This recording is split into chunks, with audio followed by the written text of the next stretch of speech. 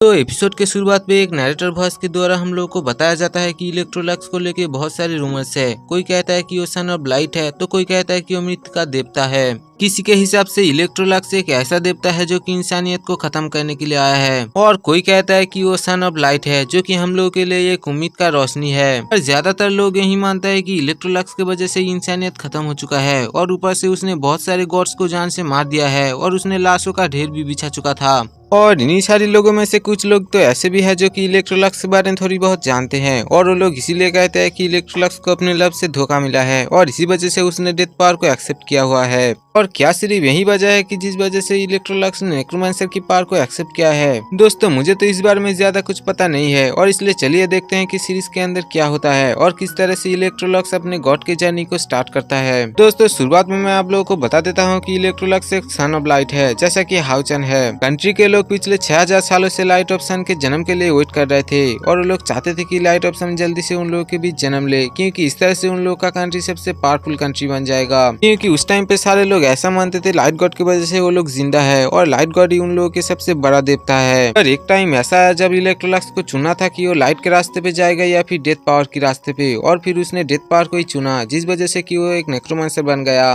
और फिर death God ने उसे पूरी वर्ल्ड को डिस्ट्रॉय करने की पावर दिया था। तो एपिसोड के शुरुआत में हम लोग को दौलू कॉन्टिनेंट को दिखाया जाता है, जहाँ पर सारे लोग बहुत ही खुशहाली से रह रहे थे, और यहाँ पर कोई भी वॉर नहीं चल रहा था, और सब लोग लाइट गॉडेस के बहुत ही ज्यादा भक्त था, और इसलिए वो लोग लाइट गॉड को पूजते थे, और वहाँ के राजा के सामने अपने सर झुकाते हुए वहाँ पर शांति से रह रहे थे। और उन लोगों का ये खुशी ज्यादा देर तक नहीं टिका, क्योंकि एक दिन ऐसा आया जबकि राजा ने उन सबको कहा कि पिछले 6000 सालों से हम लोग के बीच कोई भी सन ऑफ लाइट पैदा नहीं हुआ, पर फिर भी लाइट गॉड का आशीर्वाद हम लोग के साथ रहने के कारण हमारा कंट्री में कोई भी डिमंस ने अटैक नहीं किया, और अब सन ऑफ लाइट का अपीयरेंस आने का समय आ चुका है, और इसलिए तुम लोग इस बारे में तैयार हो जाओ, क्योंकि सन ऑफ लाइट अब हम लोग के बीच आने वाला है, और इस तरह से हम लोग पूरे अर्थ का सबसे पावरफुल कंट्री बन जाएंगे। और फिर किंग की ऐसे बात सुन के वहाँ के सारे लोग बहुत ही ज्यादा खुश हो रहे थे, और वो लोग ऐसा सोच रहे थे कि उन लोगों का दिन और भी ज्यादा अच्छा होने वाला है, क्योंकि उन लोगों के बीच अब एक लाइट ऑफ सन आने वाला है। और फिर दूसरे सीन में हम लोग किंग को एक दूसरी जगह पे देख पाते हैं, जहाँ पर कि उसने अपने बेटे को ही लटका के रखा हुआ होता है, और वो उसे मारने की कोशिश कर रहा था। जहाँ पर एलेक्स अपने डैड से कह रहा था कि फादर, आप मुझे मत मारिए और आप मुझे जिंदा छोड़ दीजिए, पर हम लोग देख पाते हैं कि किंग के हाथ में असल में एक डेथ शॉट होता है,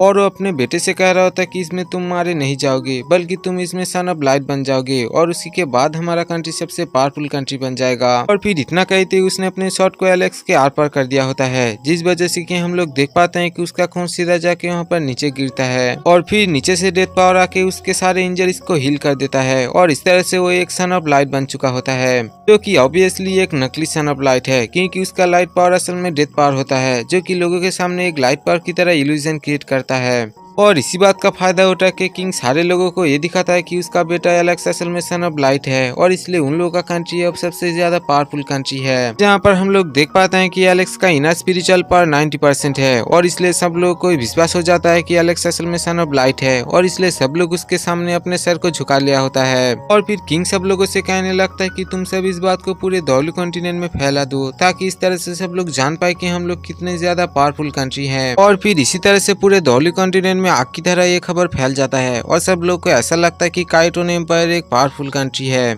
और किसी को तो इस बार में पता भी नहीं था कि ये सब असल में किंग का रचाया हुआ एक साजिश है। और फिर इसी तरह से खबर फैलते फैलते पियांगबोन नाम का एक छोटा सा एम्पायर में पहुंच जाता है, और वहाँ का एम्पायर इस चीज को देख के बहुत ही शौक होता है, और फिर वो अपने वाइफ से कहने लगता है कि हनी, जिस किसी ने भी इस लेटर को लिखा हुआ है जरूरी उसने झूठ कहा होगा, क्योंकि अगर उसका बात सच है तो फिर हम लोगों के बेटे के साथ ऐसा क्यों है। और फिर हम लोगों को उनके पीछे ही असल में उन लोगों के बेटे इलेक्ट्रोलक्स को दिखाया जाता है, जो कि अभी काफी छोटा होता है, और उसका इनर स्पिरिचुअल पावर 100 पॉइंट्स होता है, और यही असल में गॉड इलेक्ट्रोलक्स है, जो कि पूरे दौली कॉन्टिनेंट में एक अकेला सन ऑफ लाइट है। और फिर दूसरे सीन में हम लोग देख पाते हैं कि लाइट गॉडेस खुद असल में इलेक्ट्रोलक्स को ब्लेसिंग देने के लिए आया होता है, और उससे कहा होता है कि तुम अब लाइट पावर को अल्टीमेट लेवल पर यूज कर पाओगे, और इस तरह से तुम्हारा पावर और भी ज्यादा इंक्रीज हो जाएगा, और इसीलिए तुम अब मेरे पावर को भी यूज कर पाओगे। जहाँ पर इलेक्ट्रोलक्स कहने लगता है कि मैं तुम्हारे पावर से ज्यादा अपने खुद की पावर के ऊपर विश्वास करता हूँ, और मुझे अपने खुद की पावर को यूज करने में ही ज्यादा मजा आता है। दोस्तों यहाँ पर छोटा इलेक्ट्रोलक्स बचपन से ही फॉर्मेशन को बनाना सीख चुका होता है और वो अपने खुद के मैजिक्स को क्रिएट करता है, जो कि एक बहुत ही बड़ी बात होता है। और फिर सीन यहीं पर ही कट हो जाता है और दूसरे सीन में हम लोगों को एक जंगल के सीन दिखाया जाता है, जहाँ पर कि इलेक्ट्रोलक्स अपने दो एल्डर के साथ प्रैक्टिस कर रहा होता है। उन लोगों के सामने से एक बर्ड उड़ते हुए जा रहा होता है और उसके पैर में एक चिट्ठी बंधा हुआ होता है और उसी को जो भी पहले ले पाएगा वही इस मैच का विनर होगा, और इसलिए वो सब उसी को ही लेने के लिए कोशिश कर रहा था।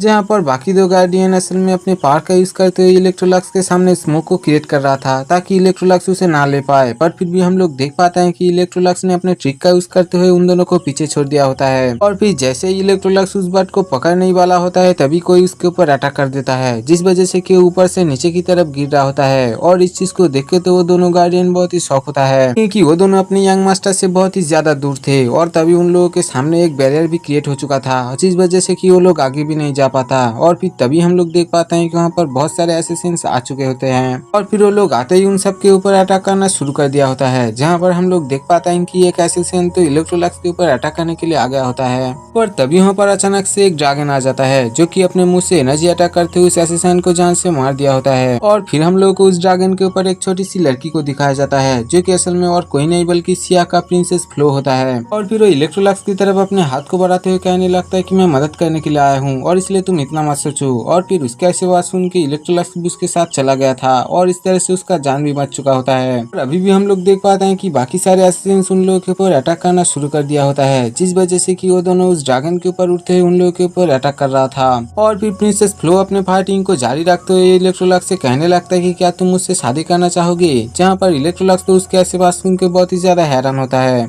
और इसलिए कहने लगता है कि क्या तुम इस टाइम पे सिर्फ शादी की बात करने के लिए यहाँ पर आए हो। जहाँ पर हम लोग देख पाते हैं कि इलेक्ट्रोलक्स उससे कहने लगता है कि तुम तो सिर्फ सिया का एक प्रिंसेस हो और इसलिए मैं तुमसे शादी क्यों करूंगा। जहाँ पर प्रिंसेस कहने लगता है कि भले ही मैं अभी सिया का प्रिंसेस हूँ, पर फ्यूचर में जाके मैं सिया का क्वीन बनने वाला हूँ और इसलिए तुम अगर मुझसे शादी करोगे तो फिर तुम सिया का किंग बन जाओगे। पर इलेक्ट्रोलक्स उसकी बात की कोई भी जवाब नहीं देता और वो अपने विंग्स को निकालते हुए असैसिन्स के साथ फाइट करने के लिए चला गया था। जहाँ पर उसने अपने शॉट का यूज करते हुए सारे असैसिन्स के ऊपर अटैक कर रहा था और वो एक एक करके सब लोगों को हराते जा रहा था। और फिर हम लोग देख पाते हैं कि वो एंड में एक असैसिन्स को गले से पकड़ लिया होता है और फिर वो उससे पूछने लगता है कि बताओ कि तुम्हें यहाँ पर किसने भेजा और तुम किसके ऑर्डर पे मुझे मारने के लिए यहाँ पर आए हो। पर फिर भी हम लोग देख पाते हैं कि वो असैसिन उसकी बात का जवाब नहीं देता और वो असैसिन इलेक्ट्रोलक्स को देख के बहुत ही ज्यादा हैरान होता है, क्योंकि उसे पता चल चुका होता है कि इलेक्ट्रोलक्स की ना स्पिरिचुअल पावर 100 पॉइंट्स है और इसलिए बहुत ही ज्यादा शौक होता है। और इसीलिए वो कहने लगता है कि तुम एक लाइट सन कैसे हो सकते हो, क्योंकि लाइट सन तो हमारे कंट्री में है और इसलिए ऐसा बिल्कुल भी नहीं हो सकता, क्योंकि एक टाइम पे लाइट सन सिर्फ एक ही पैदा हो सकता है और इसलिए यहाँ पर दो दो लाइट सन कैसे हो सकता है और इसलिए जरूरी तुम एक झूठ हो। और फिर एक कहते हुए उसने वहाँ पर एक बम को ब्लास्ट कर दिया होता है, जिस वजह से हम लोग देख पाते हैं कि सब लोग बहुत ही ज्यादा हैरान हो जाता है और वो लोग इलेक्ट्रोलक्स को बचाने के लिए उसकी तरफ ही जा रहा था।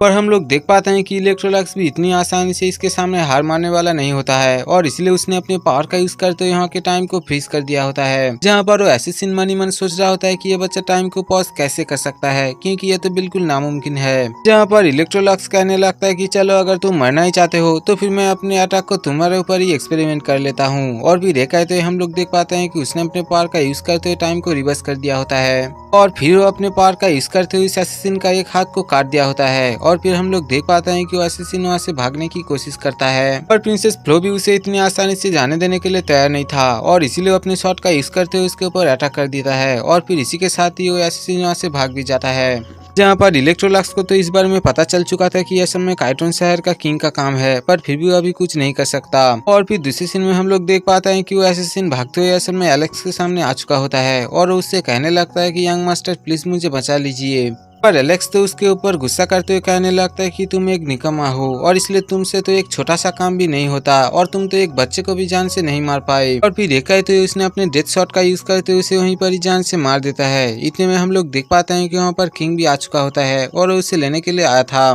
पर तभी हम लोग देख पाते हैं कि एलेक्स के चेस्ट में पेन होने लग गया था और उसे बहुत ही ज्यादा दर्द हो रहा था और आसपास का डार्क एनर्जी उसके बॉडी में घुस रहा था और उसे दर्द दे रहा था। पर तभी उसका डैड वहाँ पर आके अपने पावर का यूज करते हुए उसे ठीक कर देता है और उससे कहने लगता है कि हमने जबरदस्ती तुम्हें लाइट सन बनाया है और इसलिए ये चीज तो सिर्फ एक मामूली सा बैक स्लैश है, पर इसका भी एक सोल्यूशन है और इसलिए तुम अगर इलेक्ट्रोलक्स को जान से मार दोगे तो फिर इसके बाद से तुम्हें ये बैक स्लैश नहीं होगा और तुम एक असली लाइट सन बन जाओगे। यहाँ पर हम लोग देख पाते हैं कि एलेक्स के मन में भी अब लालच आ चुका होता है और इसीलिए वो कहने लगता है कि अगर लाइट सन बनने के लिए इतना सैक्रिफाइस मुझे देना पड़ा तो फिर मैं इसके लिए तैयार हूँ। और फिर ये कहते हुए उसने अपने डेथ शॉट को लेकर लोगों के सामने चला गया था और उन लोगों को देख के कहने लगता है कि असल में लोग कितने ज्यादा बेवकूफ होते हैं, क्योंकि उन लोगों को सच में ऐसा लगता है कि मैं एक सन ऑफ लाइट हूँ। यहाँ पर सब लोग तो एलेक्स के सामने अपने सर को झुका रहा होता है और फिर एलेक्स भी अपने डेथ शॉट का पावर का यूज करते हुए आसमान में एक एनर्जी को भेज दिया होता है, जिस वजह से कि आसमान से लाइट एनर्जी बारिश की तरह उन लोगों के ऊपर गिर रहा था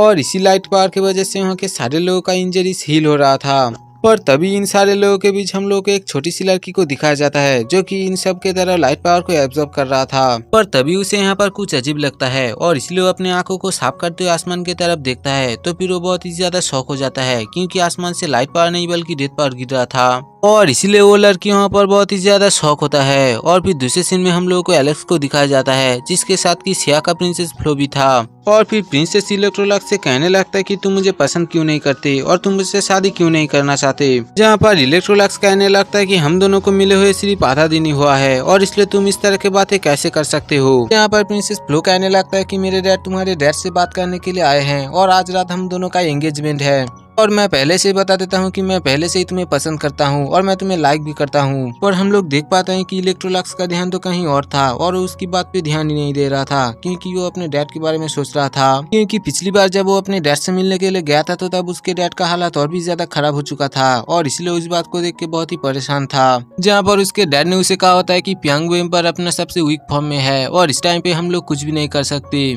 और ऊपर से मेरा तबीयत भी बहुत ही ज्यादा खराब है और इसलिए अगर हम लोग इस टाइम में रिवील करें कि तुम एक असली सन ऑफ लाइट हो तो फिर इस बार में बहुत ही प्रॉब्लम क्रिएट हो सकता है और इसीलिए उसने इलेक्ट्रोलक्स से कहा होता है कि तुम अपनी आइडेंटिटी को छुपा कर रखना और फ्यूचर में जब तुम बहुत ही ज्यादा पावरफुल हो जाओगे उसके बाद हम लोगों के लिए थोड़ा सा टाइम दे देना और उसके बाद मैं तुम्हारे लिए सब कुछ ठीक कर दूंगा